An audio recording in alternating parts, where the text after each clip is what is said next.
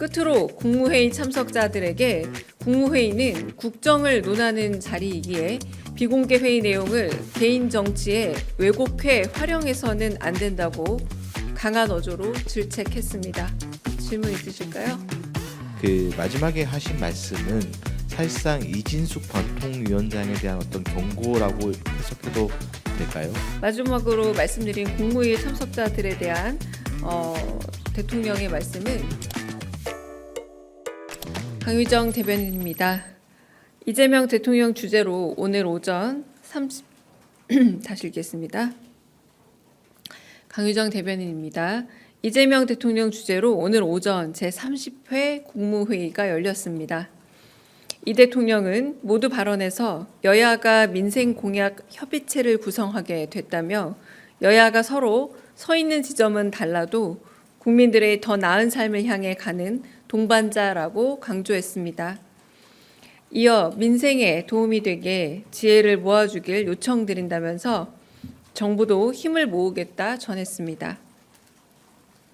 또한 오늘이 제1회 방위산업의 날임을 짚으면서 방위산업의 경제성장의 새로운 동력이자 국방의 근간임을 확인했고 부모가 집을 비운 사이 아이들이 숨진 사건을 언급하면서 돌봄 사각지대를 최소화하는 등 어린이 안전 대책을 서둘러 점검해달라 당부했습니다.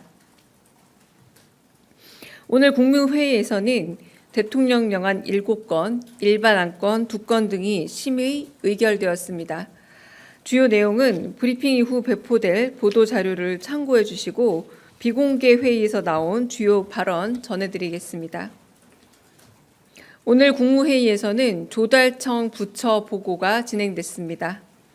백승보 조달청 차장은 외청 중에 조달청이 제일 먼저 대통령께 업무 보고를 드리게 된 사항을 매우 엄중히 바라보고 있다면서 조달 체계를 원점에서 재검토해 국정 목표 달성을 뒷받침하겠다고 밝혔습니다. 이에 이재명 대통령은 다양한 입장을 검토해 최적의 길을 찾아야 한다면서도 조달 행정체계 내부 경쟁을 강화하고 투명성과 공정성을 높이는 게 더 중요하다고 밝혔습니다. 혁신 조달 강화와 관련해서는 R&D 예산을 늘리는 것 못지않게 AI 등 혁신 기업의 물품과 서비스 구입 예산을 대폭 늘리는 방안을 강구해 달라면서 새로운 기술과 제도로 시장을 개척하려는 기업들을 정부가 과감하게 지원해 줘야 한다고 강조했습니다.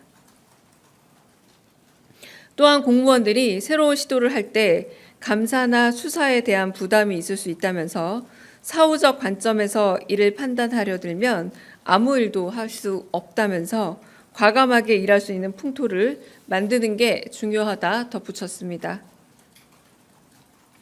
더불어 오랜 시간 부처 간의 이해가 충돌하는 사안이 없게 서로 대화하고 최선책을 찾아 집행해야 한다며 부처 간 칸막이를 없애줄 것을 다시 한번 당부했습니다. 끝으로 국무회의 참석자들에게 국무회의는 국정을 논하는 자리이기에 비공개 회의 내용을 개인 정치에 왜곡해 활용해서는 안 된다고 강한 어조로 질책했습니다. 이상입니다.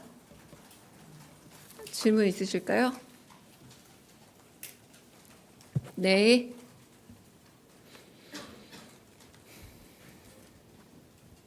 안녕하세요. 오마이뉴스 이경태 기자입니다. 오늘 대통령께서 방산 4대 강국 목표 달성을 위한 컨트롤 타워 관련 언급을 하셨는데요. 그게 지난 대선 때 경제수석실 산하 방위산업 담당관 신설과 연관된 것인지 궁금합니다.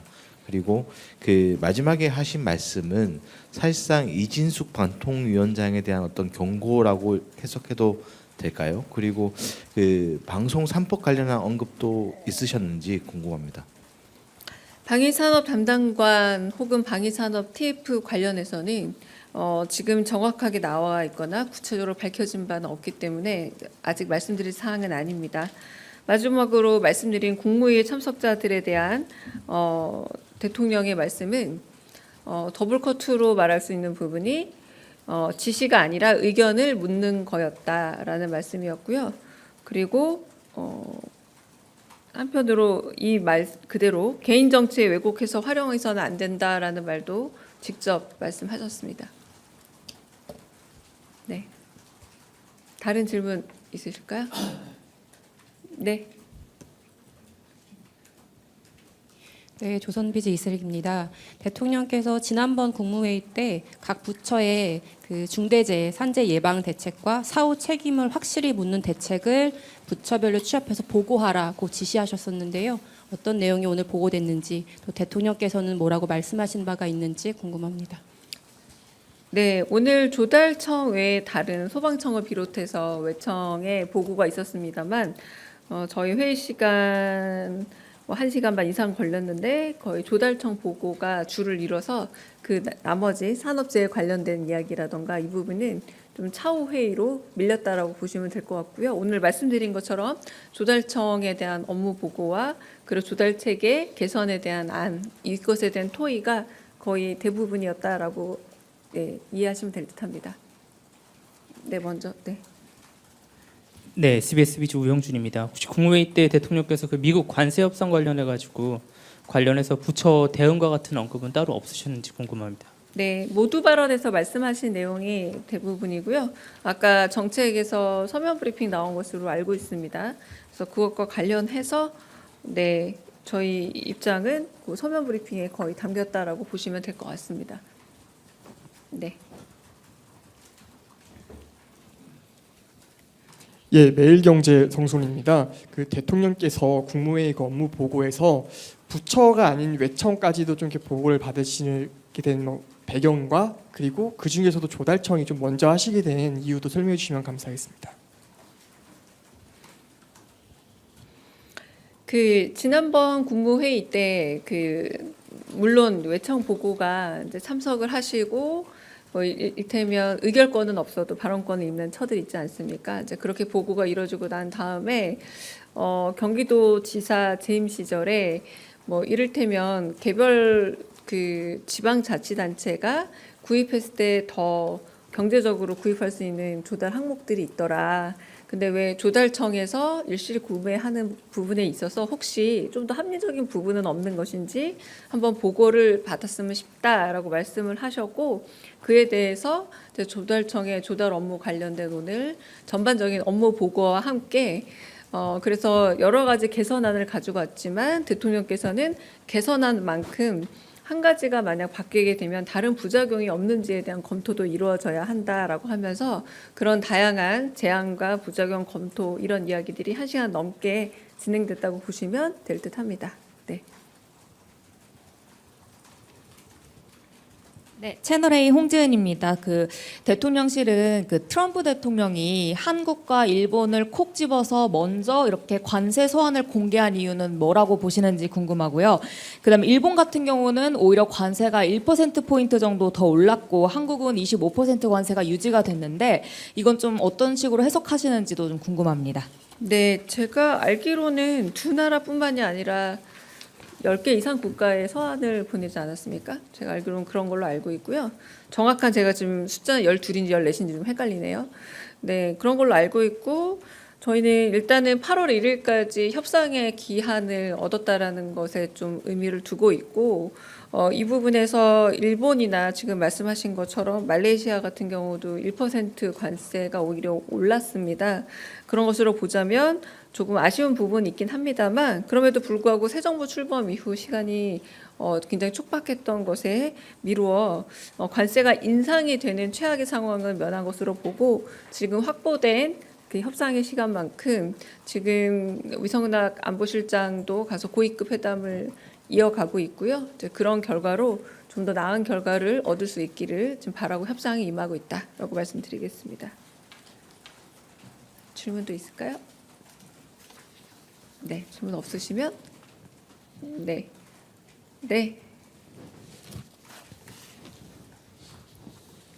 네, 그 오마이뉴스 이경태 기자입니다. 그 조달청 관련해서 한 가지 네. 더 여쭙고 싶은 게 사실 지난 정부 때 대통령실 간접 공사라든가 이런 데서 조달청에 좀 문제가 많이 발견되지 않았습니까? 그에 대한 어떤 언급이라든가 개선 방안 보고라든가 이런 건 없었나요? 그건 지난 정부의 조달청에서에 있어서 어떤 문제점을 짚는 내용이 아니라 전반적인 조달 체계에 대한 점검이라고 보시면 될 듯합니다. 이를테면 뭐 혁신 구매 상품 중에 AI 관련된 상품은 어느 정도 국가에서 조달 항목으로 구입할 수 있는지, 그러니까 좀 더 미래지향적인 방향에서 조달청이 어떤 식으로 조달 업무의 틀을 바꿔가고 개선해 나가야 되는지 방향이 더 많았다. 그래서 지금 질문하신 그런 과거 얘기는 아예 등장하지 않고 전반적인 지자체와 중앙정부와의 그런 균형의 문제, 그리고 그 조달 품목과 관련된 문제, 그리고 혁신 품목이라던가 그런 것들이 사회적으로 줄 수 있는 시그널의 어떤 영향, 이런 부분들에 대한 굉장히 근본적인 이야기들이 오갔다라고 할 수 있겠습니다. 네, 여기까지 하겠습니다. 계속 질문이 왜 계속 마지막으로 저 지금 어디 가야 되는 거 아시다시피 제가 좀 이동을 해야 되기 때문에 여기까지 질문을 받고 끝내겠습니다. 네, 네. 국민일보 이동환입니다. 네. 그 한미 정상회담 관련해서 저기 네. 그 위성락 실장님이랑 루비오 장관이랑 그 조속한 개최를 이제 그 공감을 했다 이렇게 하셨는데 네. 저희는 좀 언제까지는 좀 해야 된다고 좀 염두에 두신 것들이 있는지 좀 그 8월 1일 전에 좀 개최할 수 있는 상황이 된 건지 좀 여쭙고 싶습니다. 저희는 일단은 관세 협상에 있어서 유예 기간을 좀 더 확보했다라는 점, 그리고 그 사이에 관세로 인한 불확실성은 조속히 해소하고자 하고, 그리고 정상회담을 비롯한 다양한 외교 채널을 통해서 좀 더 국익에 도움이 되는 방향으로 해결하기 위해서 노력하겠다라고 말씀을 드리겠고요.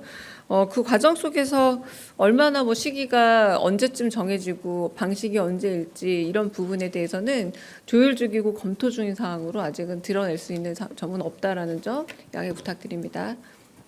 여기까지 하겠습니다.